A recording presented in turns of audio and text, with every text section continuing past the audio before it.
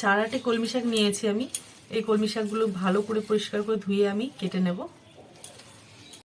চিংড়ি মাছ দিয়ে কলমি শাক রান্না করার জন্য কি কি লাগবে দেখে নিই। প্রথমে লাগছে কলমি শাক, আমি ভালো করে ধুয়ে কেটে রেখে দিয়েছি কুচি কুচি করে। লাগছে পেঁয়াজ, লাগছে চিংড়ি মাছ, লাগছে রসুন, 15 থেকে 16টা কোয়া রসুন, ওটা আমি থেঁতে নেব। আর এখানে লাগছে শুকনো লঙ্কা 2টো, আর দেবো আলু কুচে রাখা আছে। প্রথমে কড়াইতে দিয়ে দেবো তেল। প্রথমে আমি আলুগুলো লাল লাল করে ভেজে নেব।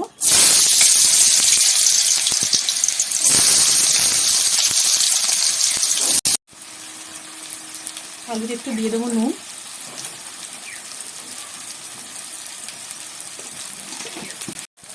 আলাদা মতো হলুদ দিয়ে দেবো।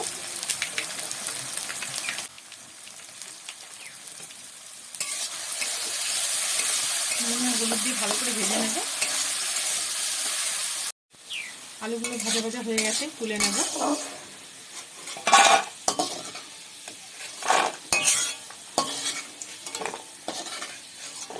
আরেকটু ওই তেলে আরেকটু তেল দিয়ে দেবো।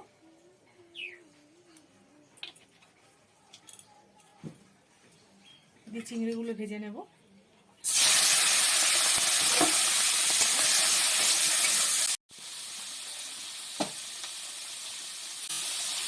দিয়ে দেবো একটু নুন,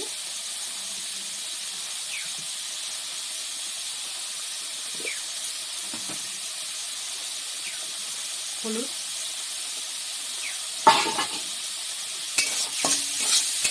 দিয়ে ভেজে তুলে নেব। চিংড়িটা ভাজা ভাজা হয়ে গেছে, চিংড়িটা তুলে নেব।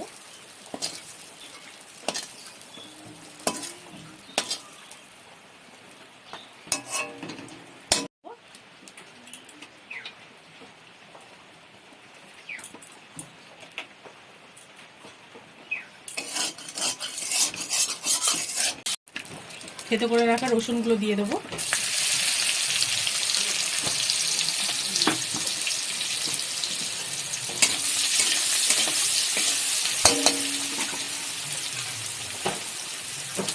শুকনো লঙ্কা দেবো।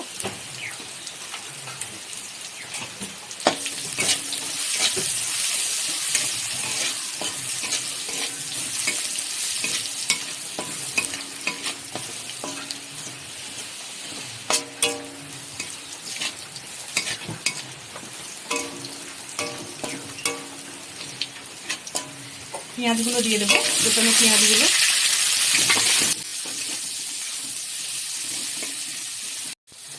পেঁয়াজটা হালকা ভাজা হয়ে গেলে শাকটা তুলে দেবো, বেশি ভাজা হবে না, হালকা ভাজা হলে শাকগুলো দিয়ে দেবো। কোটানো কলমি শাকগুলো দিয়ে দেবো।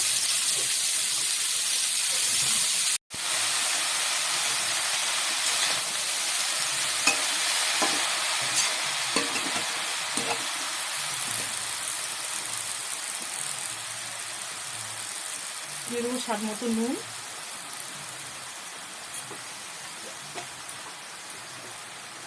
হলুদ দিয়ে দেবো আন্দাজ মতো।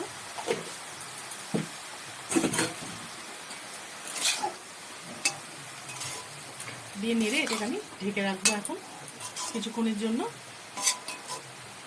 একটুখানি লো ফ্লেমে দেবো, লো ফ্লেমে দিয়ে ঢাকা দিয়ে রেখে দেবো। বন্ধুরা দেখো শাকটা অনেকটা সিদ্ধ হয়ে গেছে।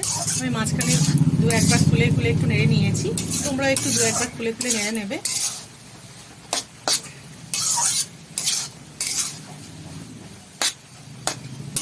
শাকগুলো মোটামুটি সব সিদ্ধ হয়ে গেছে ভালো করে। এই অবস্থাতে চিংড়িগুলো দিয়ে দেবো, ভেজে রাখা আলুগুলো দিয়ে দেবো।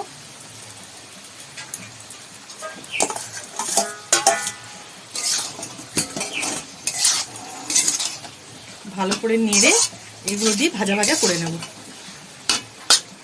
গ্যাসটা এই সময় জোরে দিয়ে দেবেন, হাই ফ্লেমে দিয়ে রান্না করতে হবে। এবারে ভালো করে ভাজা ভাজা করে নিতে হবে সব কিছু দিয়ে।